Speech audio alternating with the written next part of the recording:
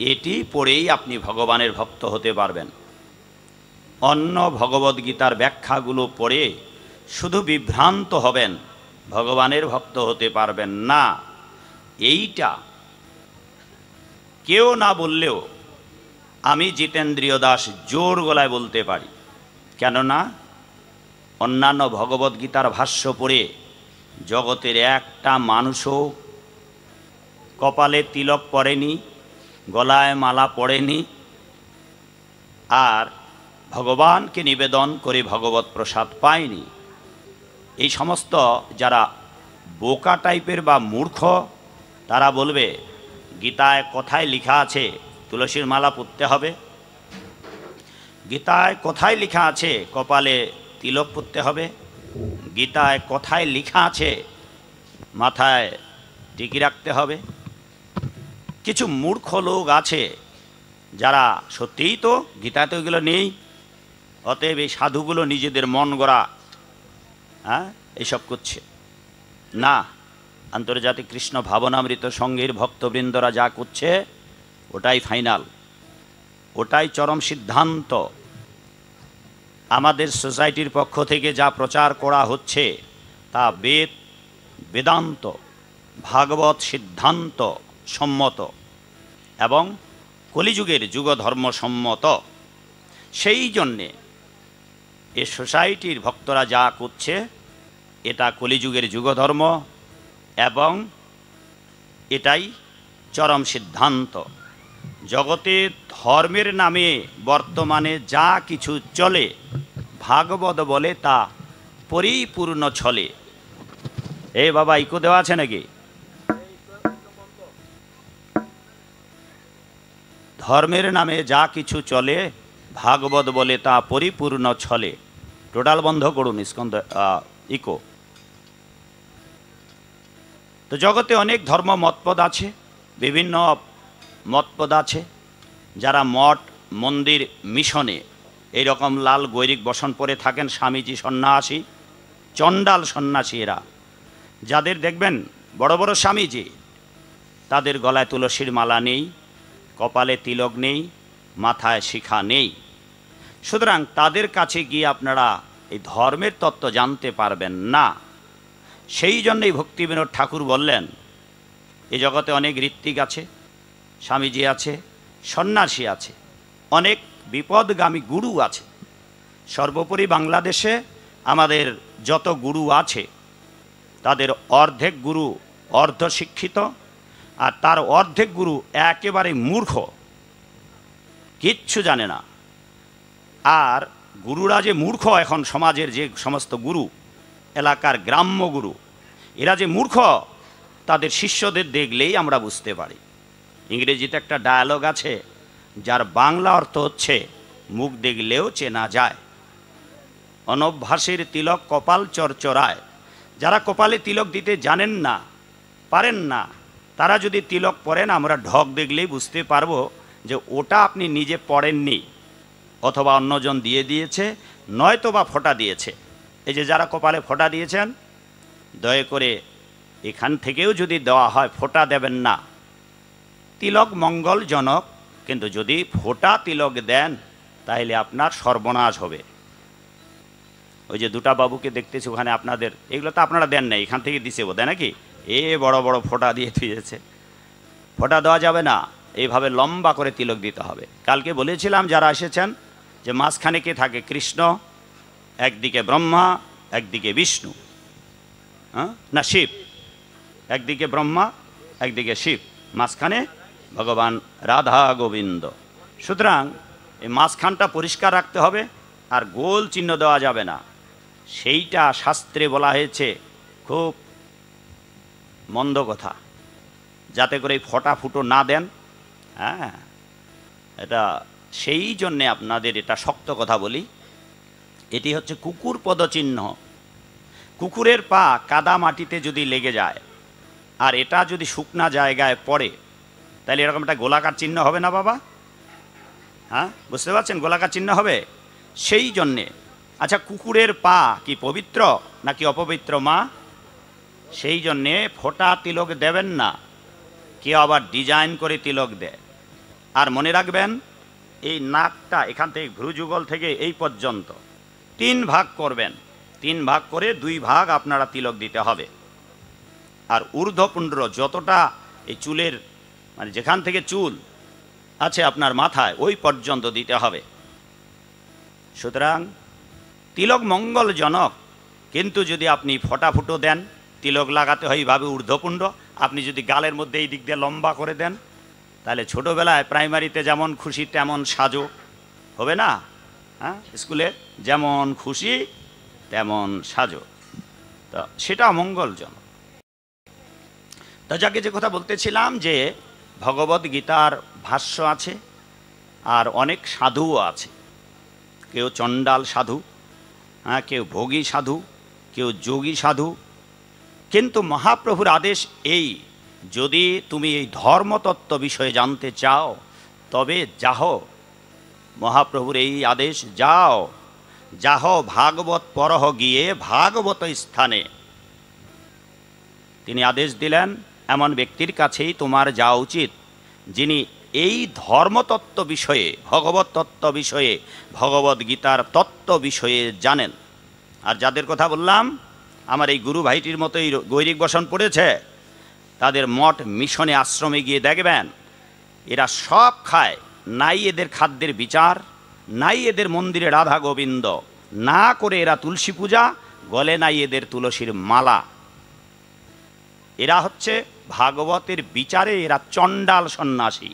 চণ্ডাল মানে যারা কে, যারা কুকুরের মাংস খেতেও দ্বিধাবোধ করে না, কচ্ছপ তাদের প্রিয় খাবার, মাছ মাংস যা পায় হাড়গোড় সব গিলতেই থাকে। এই বাংলাদেশে এরকম অনেক সংগঠন আছে যারা সবাই, হ্যাঁ, অধিকাংশ, এমনকি আপনারা যাদের যাদের কাছে দীক্ষা মন্ত্র নিয়েছেন, বাবা এটা গুরুদেবের প্রণাম মন্ত্র বলেন না আপনারা?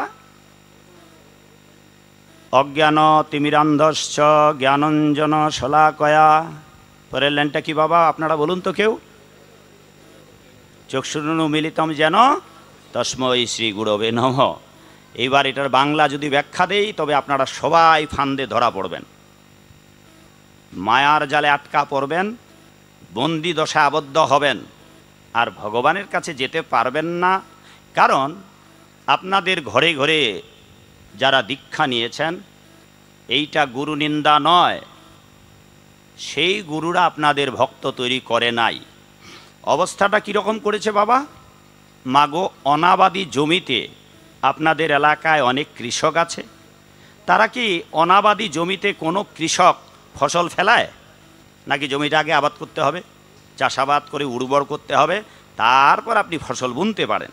কিন্তু আমাদের সমাজের অধিকাংশ গুরুরা কী করেছে? শিষ্যকে তৈরি না করেই বীজমন্ত্র দিয়েছে যে বাবা এটা জপ করো, আমার পা ধোয়া জল তো ফ্রি খাওয়াবো, আমি ব্রহ্মা, আমি বিষ্ণু, আমি মহেশ্বর। কেন আপনারা ওই যে বোকা মানুষ, আপনাদের গুরুদেব বলে দিয়েছে গুরু ব্রহ্মা গুরু বিষ্ণু গুরুদেব মহেশ্বর। আর আপনার ওই বোকা গুরু যে ব্রহ্মা নয়, আপনি বোকা, আর ও আর দিচ্ছে আপনাকে ধোকা। হ্যাঁ, অবশ্য এখন সাধুরাও ধোকা খায়, হ্যাঁ, কাশ্মীরি। আমি অনেক সময় বলি সাধু মানুষ আপনারা আমাদের ধোকা খাওয়াচ্ছেন, এটা কীরকম হলো? আমি জানি না আপনারা ধোকা বোঝেন কি না, তবে আমাদের গুরু ভাইরা বোঝে তাই ওরা হাসছে।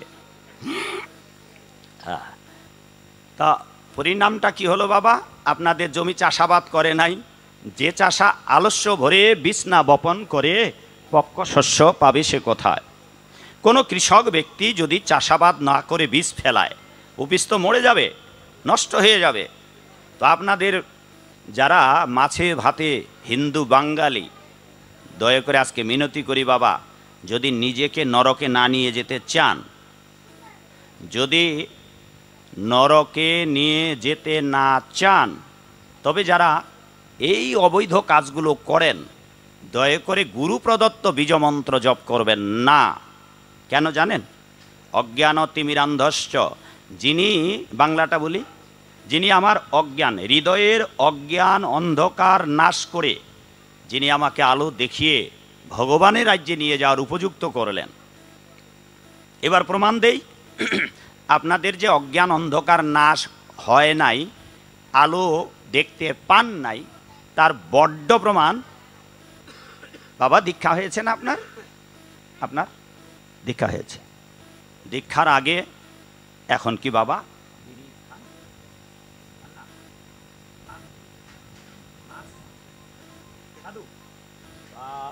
বাবা সাধু সাধু।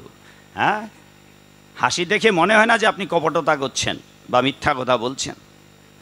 এই গ্রামে বাড়ি আপনার? হ্যাঁ,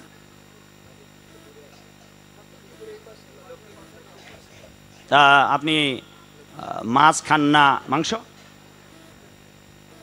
মাংস খান না? তো মাছ খান না, মাংস খান না, বিড়ি খান না, সিগারেট খান না, দাঁতগুলো দেখেই মনে হচ্ছে আপনি পান সুপারিও খান না, এত ঝকঝকে চকচকে ডালিমের দানার দাঁত। হ্যাঁ, কিন্তু কপালে তিলক দেন নাই কেন বাবা? সুন্দর করে দিয়াইছেন ফোঁটা। চেনেন ওনাকে? আপনারা চেনেন? তা এখন আপনাকে কপালে তিলক দিতে হবে। তো ভালো কথা, অন্তত এতগুলো তিনি পাপ থেকে নিজেকে মুক্ত করছেন। কিন্তু আপনাদের মধ্যে অনেকে আছে দীক্ষার আগেও পান সুপারি খেতেন, দীক্ষা নিয়েছেন, খাওয়া বন্ধ করেন নাই, খাচ্ছেন। দীক্ষার আগেও আপনারা মাছ মাংস খেতেন, দীক্ষার পরেও খাইতেই আছেন। হ্যাঁ, তারপর দীক্ষার আগে আপনারা চায়ের হোটেলে যেতেন, চা খেতেন, হোটেলে খেতেন। দীক্ষা নিয়েছেন, মন্ত্র নিয়েছেন, তাও হোটেল মোটেলে গিয়ে খাচ্ছেন। What is benefit? তা কি অজ্ঞান অন্ধকার নাশ হলো বাবা? কিচ্ছু অজ্ঞান অন্ধকার নাশ হয় নাই, বরং যেখানে ছিলেন ওখানে আছেন। যথা পূর্বং তথা পর। দীক্ষা নেওয়ার আগে যেমন ছিলেন, দীক্ষা নেওয়ার পরে ওই রকমে আছেন। আর আপনার হৃদয়ে এমনভাবে গুরুদেব বলে দিয়েছে, আমি ব্রহ্মা, আমি বিষ্ণু, আমি মহেশ্বর। কেন? ওই যে মন্ত্রটা জানেন বাবা, এই মন্ত্র জানেন আপনি? গুরু ব্রহ্মা গুরু বিষ্ণু বলেন, জানেন? জানেন না? গুরুদেব মহেশ্বর, গুরুদেব পরম ব্রহ্ম। এইবার আপনার গুরু ব্রহ্মা, আপনার গুরু বিষ্ণু, আপনার গুরু মহেশ্বর, আপনার গুরু শিব, পরম ব্রহ্ম না। আপনার গুরু শুধু নয়, আমাদের গুরুও ব্রহ্মা বিষ্ণু নয়। তার প্রমাণ দেখুন। আচ্ছা, ব্রহ্মার কয়টা মাথা মাগো? মায়েরা বলুন, ব্রহ্মার মাথা কয়টা? কয়টা মাথা বলুন? মায়েদের বলছি বলতে। মা দয়া করে বলুন। 4টা। আর গুরু ব্রহ্মা? এবার গুরুর মাথা কয়টা? অতএব আপনার গুরু ব্রহ্মা নয়, বাতিল, খারিজ। 2 নম্বর, গুরু ব্রহ্মা, গুরু বিষ্ণু। ভগবান বিষ্ণুর হাত কয়খানা বাবা? হাত কয়খানা বাবা? 4খানা। আর আমার গুরুর হাত কয়খানা? আচ্ছা, আমার গুরুকে বলিয়েন দেখি, বা আপনাদের গুরুকে বলিয়েন দেখি, যে আপনি যদি ব্রহ্মা হন তো আর 3টা মাথা কোথায়? আপনি যদি বিষ্ণু হন, আপনার আর 2খানা হাত কোথায়? ও 2খানা বাইর করেন। 3 নম্বর, গুরু মহেশ্বর, শিব। শিবের মাথা কয়টা? 5টা। আমার গুরুর মাথা 1টা। অতএব এই মন্ত্র ঠিক আছে, মন্ত্র ঠিক আছে, কিন্তু ব্যাখ্যা ভুল দিয়েছে আপনাদের। এবার বোঝা গেল যে আপনাদের যারা গুরু, আমাদের যারা গুরু, কেবল আপনাদের নয়, আমাদেরও যিনি গুরু, শিল জয়পতাকা স্বামী, আমাদের পরমারাধ্য গুরুদেব। আচ্ছা, উনাকে যদি বলি যে গুরুদেব আপনি তো ব্রহ্মা, দয়া করে আর 3টা মাথা আবার দেখান, হবে? এইটা যারা বোকা আপনারা, তারা না বুঝলেও শিক্ষিত সমাজ বুঝবে। সেই জন্যে গুরু ব্রহ্মা, হ্যাঁ গুরু ব্রহ্মা, যিনি ব্রহ্মা তিনি গুরু, শিব মহেশ্বর তিনি গুরু, যিনি পরম ব্রহ্ম তিনিও গুরু। এর অর্থ এই নয় যে আমার গুরু ব্রহ্মা, আমার গুরু বিষ্ণু।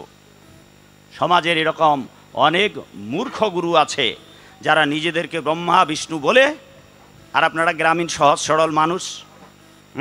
অনেক মায়েরা তো পূর্ব পর্যন্ত বলতে পারে না পূর্ব কোন দিক। সন্ধ্যাবেলায় গিয়েছি বাড়িতে, সন্ধ্যা হয়েছে, গায়ত্রী জপ করব, জিজ্ঞাসা করছি মা গো পূর্ব কোন দিকে? বলছে বাবা ওই বিয়ের পর আসছি, ওই সব মনে টনে নেই বাবা। বলে কোন দিক সূর্য উঠে? এই দিকে সূর্য ওঠে। বলে এই তাহলে তো এদিকেই পূর্ব। গ্রামীণ মা অবলা সবলা, ক্ষীণা পিনা, হীনা দিনা নবীনা। আর আপনারা যারা বাপগুলো আছেন, শাস্ত্রগ্রন্থ পড়েন নাই, বেদ চোখে দেখেন নাই, ভাগবত পড়েন নাই। আমাদের মন্দির থেকে যদি বাপগুলো ভাগবত কিনতে যান, এখন কত হাজার টাকা? ভাগবতের দাম 16,000 টাকা। আমি জানি না আপনাদের এই চুন ঘর, ঠিক বলেছি? চুন ঘরে ভাগবত আছে কিনা। যদি আমার গুরু ভাইরা না দে জোর করে আপনার, তাহলে 16,000 টাকার ভাগবত কেউ কিনবে না। তা আপনি ভাগবত পড়লেন না, বেদ পড়লেন না, গীতা পড়লেন না, তা আপনি গুরু বিষয় কী করে জানবেন? আর আমাদের হিন্দু সমাজের মধ্যে গুরুরা এসে একেবারে জোর করে মন্ত্র দিয়েছে, তোমার আত্মা যা